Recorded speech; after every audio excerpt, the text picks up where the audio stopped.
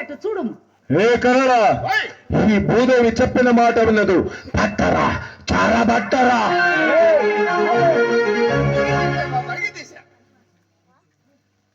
ఏ కరడ, ఓయ్ ఏమిరా వింత మృగమిది? అవునప్పా, మోదీ ఇంత పడు, తోక వెనక పడు, బంగారు కిరీటం, 3 నామాలు ఉన్నాయప్ప. ఏమిరా ఇది అంటే? పంది అంటే వరహం. వరహం వరహమా?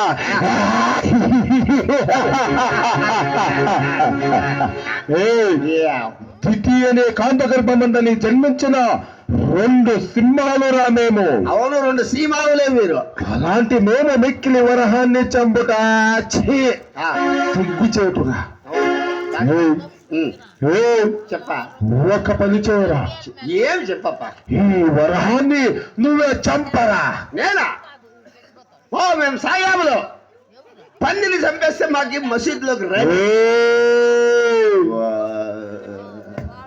ఇది నా యాజ్ఞరా. మర్యాదగా దీన్ని చంపి ఆ శుభవార్త నాకు చెప్పరా.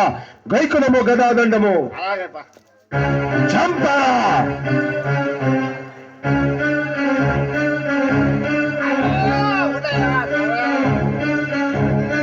నీ భజనే చేస్తా, నీ నామమే జపిస్తా. మహారాజు వారు ఊరికే చెప్పినారు నిన్ను చంపమని. నేను చంపదానంపా. నాకంత బలం ఉందా? నీ పేరే పొగుడుతా, నీ భజన చేస్తానప్పా. స్వామియే పందెన్నో, స్వామియే పందెన్నో, స్వామియే పందెన్నో, స్వామియే పందెన్నో.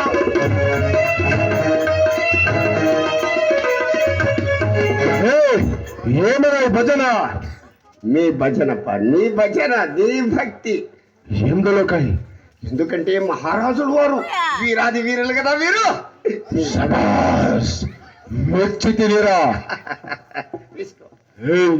ఇంతకీ చంపలేదా లేదా చంపడానికి కాలేదా? ఏ కరోడా రైతు వరహాన్ని చంపితేమేమిరా?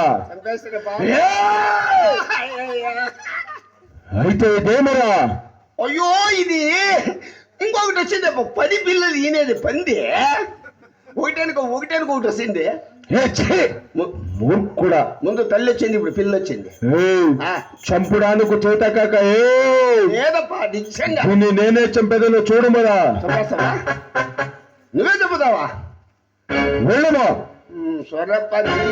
వరహమా, మర్యాదగా నా త్రోవకు అడ్డలనేవా లేదా?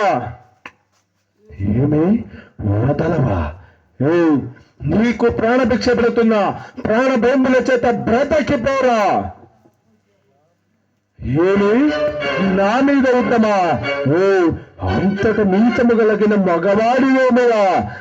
వరామా, అయితే కాచుకోరా. నీకిప్పుడే గదాదండల చేత మృత్యు తప్పని కూడా. వరహమా, రారా, నీచము గల మగవాడి వంటి రారా.